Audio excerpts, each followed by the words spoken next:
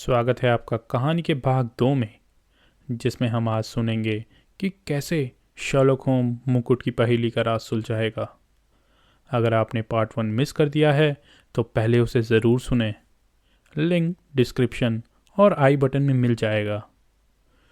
पिछले हिस्से में हमने देखा कि एक बैंकर के पास एक अति बहुमूल्य मुकुट के हीरे चोरी हो गए हैं और उनके बेटे पर इस चोरी का इल्ज़ाम लगता है। अब शर्लॉक होम और डॉक्टर वॉटसन इस पहेली को सुलझाने के लिए फ्रीडम हाउस की तरफ जा रहे हैं। तो चलिए बिना किसी देरी के रहस्य को आगे बढ़ाते हैं। मैं भी उनके साथ गया क्योंकि कहानी ने मुझे काफ़ी प्रभावित किया था। मुझे बैंकर के बेटे का दोष सिद्ध होने की बात साफ लग रही थी, लेकिन होम्स के फैसले पर मुझे पूरा भरोसा था। सफ़र के दौरान होम्स बस सोचता रहा, आंखों पर टोपी और थोड़ा चेहरा झुकाया हुआ। थोड़ी देर में हम फेयर बैंक पहुँचे। एक शानदार सफ़ेद पत्थर का मकान, सामने बड़े लॉन और लोहे के दरवाज़ों के साथ। होम्स ने घर के आसपास घूमकर अवलोकन किया। मैं और मिस्टर होल्डर अंदर डाइनिंग रूम में इंतज़ार करने लगे। तभी एक युवा महिला अंदर आई, लंबी, पतली और चेहरे पर सफ़ेद पड़ चुकी उदासी के साथ। उनकी आंखें आंसुओं से भरी हुई थी।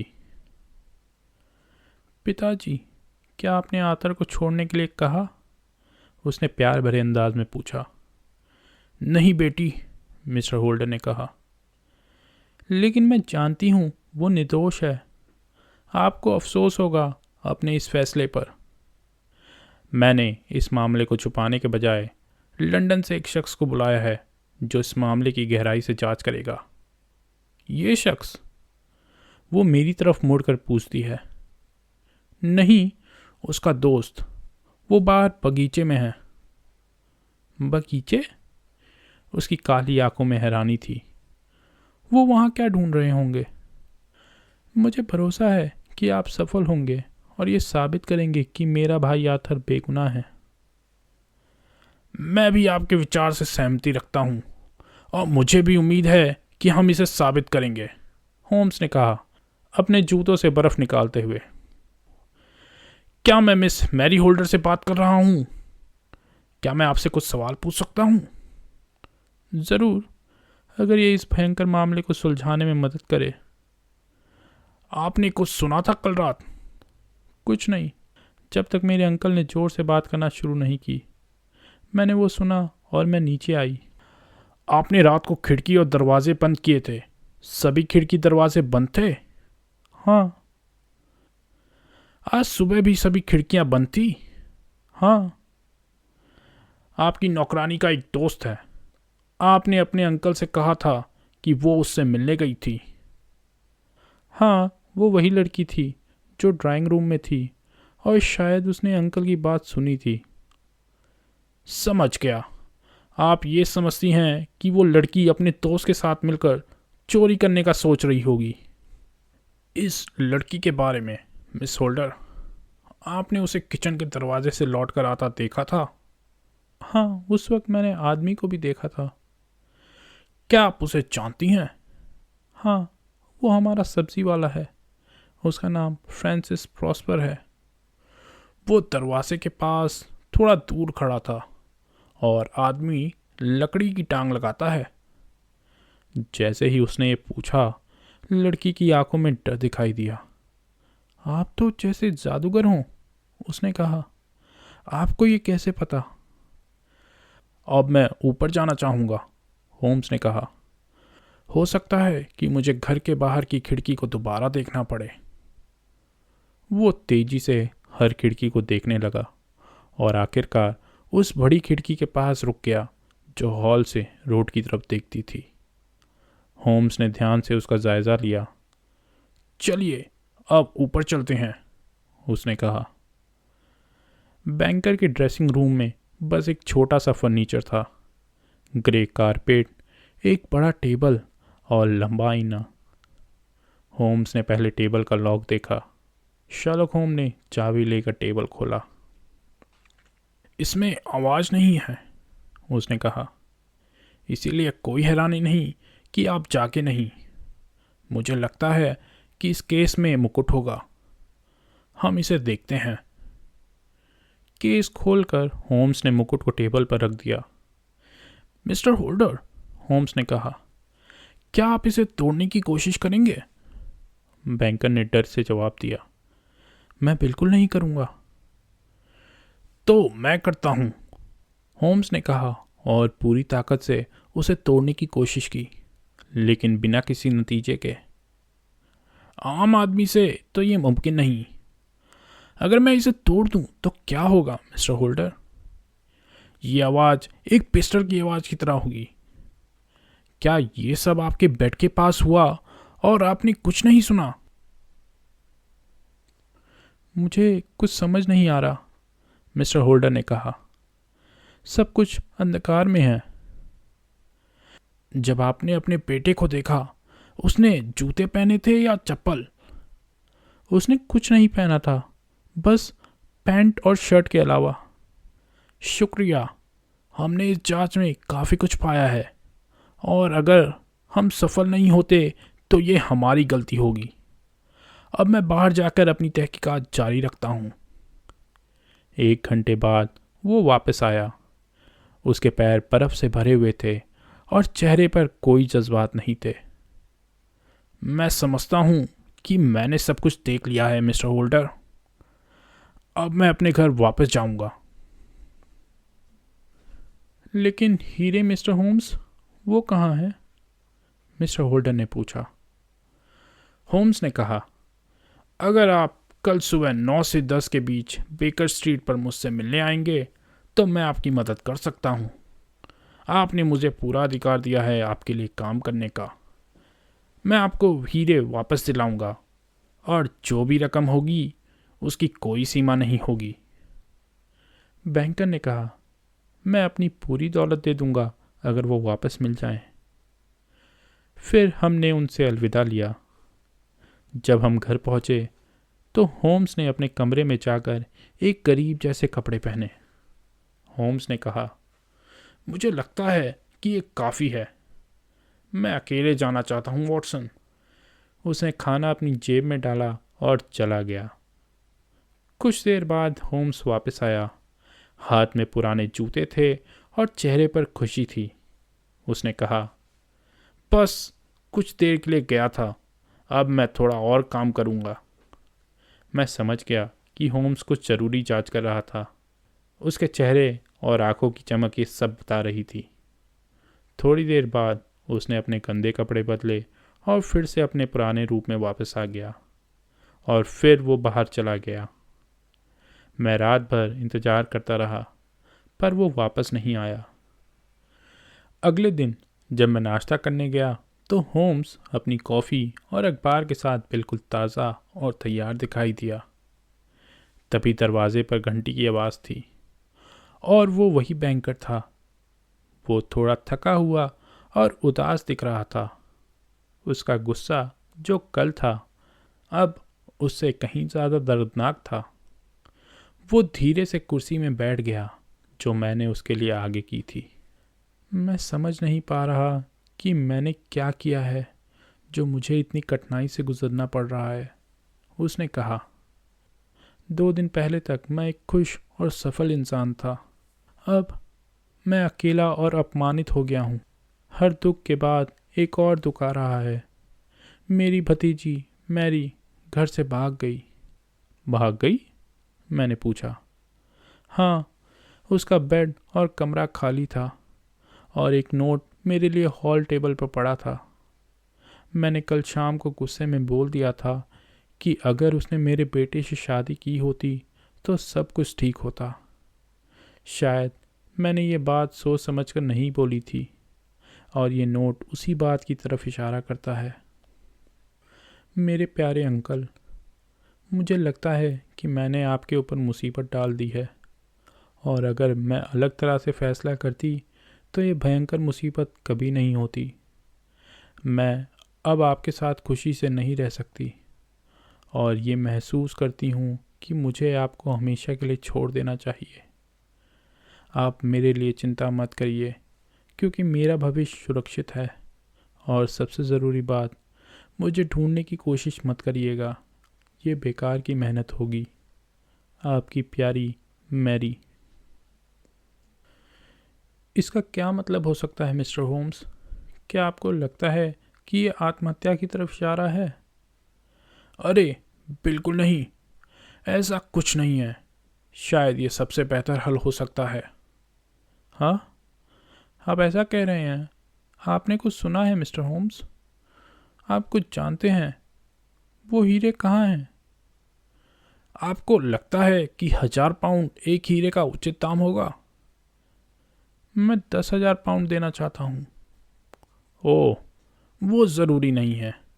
3,000 से ये काम हो जाएगा, और एक छोटा सा इनाम भी है। क्या आपके पास चेकबुक है? ये पेन लीजिए और 4,000 पाउंड का चेक बनाइए। धीरे से बैंकर ने चेक लिखा। शर्लॉक होम ने अपने डेस्क पर जाकर एक छोटा सा बैग निकाला और जिसमें से उसने 3 हीरे निकाले और उसे टेबल पर रख दिया। खुशी की चीख मारते हुए हमारे क्लाइंट ने हीरे को उठाया। आपने पा लिया, उसने कहा। उनके दुख के बाद उनकी खुशी का इजहार भी उतना ही जज्बाती था और उन्होंने अपने हीरे अपने दिल के पास छुपा लिए। मुझे लगता है आपको अपने बेटे आर्थर से एक माफ़ी मांगनी चाहिए। उसने इस मामले में वैसे ही अपने आप को संभाला जैसा मैं चाहूँगा कि मेरा बेटा करता, अगर कभी मुझे एक बेटा होता। फिर ये आर्थर ने नहीं लिए थे? मैंने कल आपसे कहा था और आज भी कह रहा हूँ कि ये सच नहीं है। जब मैंने सब कुछ साफ किया तो मैंने उससे मिलकर ये बात की थी, और जब उसने मुझे कहानी नहीं बताई तो मैंने उसे एक कहानी सुनाई जिसमें कुछ जानकारी साफ नहीं थी, पर उसने चौंक कर कहानी को पूरा किया। भगवान के लिए मुझे ये अजीब राज बताइए। मैं आपको बताता हूँ, और मैं आपको वो कदम भी दिखाता हूँ जिससे मैं इस राज तक पहुँचा। सबसे पहले ये कहना मेरे लिए सबसे मुश्किल है और आपके लिए सुनना भी। सर जॉर्ज बर्नवेल और आपकी भतीजी मैरी के बीच कुछ था। अब दोनों भाग गए हैं। मेरी मैरी? ये मुमकिन नहीं। ये ना सिर्फ मुमकिन है बल्कि सच भी है। आप और आपके बेटे ने इस आदमी का असली चेहरे को नहीं समझा जब आपने उसे अपने परिवार में शामिल किया। ये इंग्लैंड के सबसे खतरनाक लोगों में से एक है, एक बर्बाद शतरंज खेलने वाला। आपकी भतीजी को इस तरह के आदमियों के बारे में कुछ नहीं पता था। उसने अपनी बातों में उसे फंसा लिया जैसे कई लड़कियों को फंसा चुका था। वो उसका इस्तेमाल कर रहा था और हर रात उससे मिलता था। आपकी भतीजी ने, जब आप अपने कमरे में सो रहे थे, नीचे जाकर अपने प्रेमी से खिड़की के रास्ते बात की। उसके कदमों के निशान बर्फ पर थे। कितनी देर वो वहाँ खड़ा था। उसने उसे मुकुट के बारे में बताया। उसका पैसे का लालच जाग गया और उसने उसे अपने हिसाब से चलने पर मजबूर कर दिया। मुझे यकीन है कि उसे आपसे प्यार था, पर कुछ ऐसे औरतें होती हैं जो अपने प्रेमी के प्यार को ज़्यादा अहमियत देती हैं, और मुझे लगता है वो भी उन्हीं में से थी।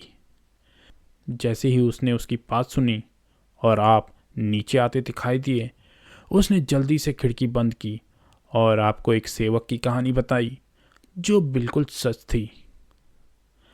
आपका बेटा आर्थर क्लब के कर्जों की चिंता में अच्छे से सो नहीं पाया। रात के बीच उसने हल्की चलने की आवाज़ सुनी तो वो उठ गया और देखने गया। वो अपनी कज़न को धीरे धीरे गलियारे में चलता देखकर हैरान हो गया, और फिर उसने देखा कि वो मुकुट अपने हाथ में पकड़े हुए थी। उसने देखा कि उसने खिड़की खोली और अपने साथी को वो मुकुट दे दिया, फिर खिड़की बंद की और अपने कमरे में वापस चली गई। जब तक वो महिला वहाँ पर थी उसने कुछ नहीं किया, लेकिन जैसे ही वो गायब हुई उसने समझा कि ये आपके लिए कितना बड़ा दुख हो सकता है और इसे सही करना कितना ज़रूरी था। वो बिना झिझक अपने नंगे पाँव के साथ नीचे उतर गया, खिड़की खोली, बर्फ़ में कूद गया और दौड़ने लगा। जहाँ उसने एक काला साया देखा। सर जॉर्ज बेनवेल भागना चाहता था, लेकिन आर्थर ने उसे पकड़ लिया और दोनों के बीच टकराव हो गया। आपके बेटे ने एक तरफ से मुकुट को खींचा और सर जॉर्ज ने दूसरी तरफ से। दंगल के दौरान आपके बेटे ने सर जॉर्ज को आंख पे चोट मार दी। तब अचानक कुछ टूट गया और आपका बेटा, जब उसने देखा कि मुकुट उसके हाथ में है, वो भागकर वापस आ गया, खिड़की बंद की और आपके कमरे तक गया। और जब वो मुकुट को ठीक करने की कोशिश कर रहा था, तब आप वहाँ आए। उसने फिर आपका गुस्सा जगा दिया। आपने उसे कुछ बुरे शब्दों में पुकारा, उस वक्त जब वो समझता था कि उसे आपका शुक्रिया मिलना चाहिए।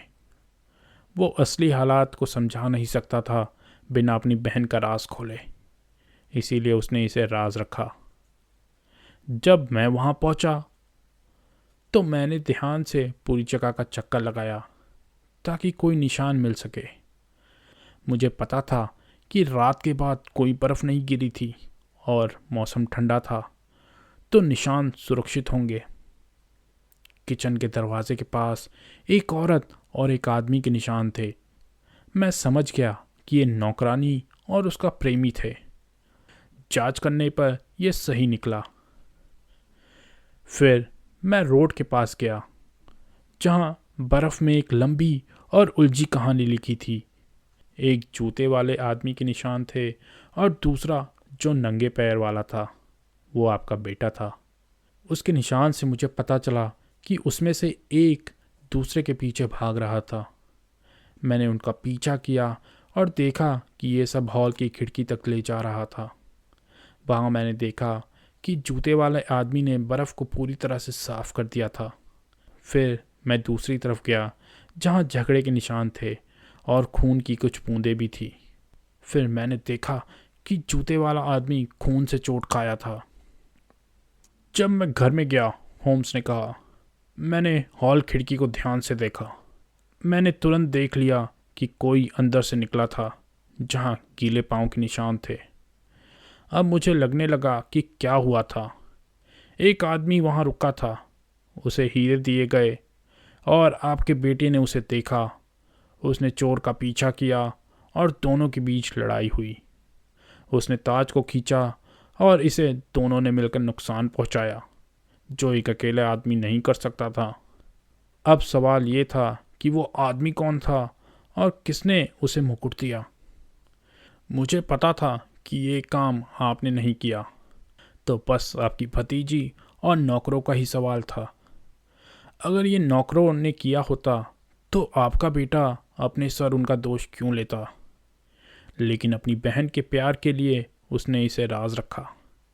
जब मैंने याद किया कि आपने उसे खिड़की पर देखा था और जब वो ताज देखकर बेहोश हो गई थी, मेरा अंदाज़ा पक्का हो गया। और उसका साथी कौन हो सकता था? कोई प्यार करने वाला? मुझे पता था कि आप बहुत कम बाहर जाते हैं और आपके दोस्त भी कम हैं, लेकिन उनमें सर जॉर्ज बर्नवेल था। उसका नाम मैंने पहले सुना था और पता था कि उसका औरतों के साथ कैसा रिश्ता था। मुझे जो कदम लेने थे आप खुद सोच सकते हैं। मैं एक भिखारी बनकर सर जॉर्ज के पास गया, उसके ड्राइवर से दोस्ती की और पता चला कि उसे रात को सर पर चोट लगी थी और छोटी सी राशि के बदले मैंने उसके पुराने जूते खरीद लिए। इन्हीं जूतों के साथ मैं स्टीडम गया और देखा ये बिल्कुल निशानों से मिलते हैं। मैं उससे मिलने गया। पहले तो उसने सब कुछ इनकार किया, लेकिन जब मैंने उसे हर एक बात बताई तो उसने अपना गुस्सा दिखाया और एक डंडा उठाया। पर मैं उससे अच्छे से समझता था और मैंने अपनी पिस्टल उसके सर पर रख दी। फिर वो थोड़ा शांत हो गया। मैंने उसे कहा कि हम उसे पैसे देंगे, 1 के बदले 1000 पाउंड, और तब उसने पहली बार अफसोस दिखाया। अरे यार, उसने कहा, मैंने तो तीनों हीरे 600 में बेच दिए। फिर मैंने उन लोगों का पता लगाया जिन्होंने हीरे खरीदे थे और उनसे पता चला कि वो हमें वापस कर देंगे। आज का दिन इंग्लैंड को एक बड़ी घटना से बचाने वाला था, बैंकर ने कहा उठते हुए। मैं आपको शुक्रिया कहने के लिए शब्दों का इस्तेमाल नहीं कर सकता, लेकिन आपने जो कुछ भी किया है उसका मैं कभी ना कभी बदला चुकाना चाहता हूँ। और अब मुझे अपने बेटे के पास जाना होगा, उससे अपनी गलती की माफ़ी मांगने के लिए। और मैरी के बारे में आप जो कह रहे हैं वो मेरे दिल को छू गया। ना आपकी महारत, ना मेरा दिमाग, मुझे नहीं पता वो अब कहाँ है। मैं कह सकता हूँ, होम्स ने जवाब दिया, कि वो जहाँ भी है वहाँ सर जॉर्ज बेनवेल भी होगा। और ये भी सच है कि चाहे उसके कोई भी पाप हों, उससे जल्द ही अपना दर्द मिलेगा। तो दोस्तों, ये थी एक और रोमांचक कहानी, शर्लक होम और राजमुकुट का रहस्य, जिसमें होम्स की तेज सोच और अद्भुत कला ने इस रहस्य को सुलझा दिया। अगर आपको ये कहानी पसंद आई तो वीडियो को लाइक करना ना भूलें, अपने दोस्तों के साथ शेयर करें और चैनल को सब्सक्राइब करना ना भूलें। और हाँ, कमेंट करके बताइए कि आपको इस कहानी का सबसे पसंदीदा हिस्सा कौन सा लगा। मिलते हैं अगली कहानी में एक और रोमांचक पहेली के साथ। तब तक के लिए अलविदा।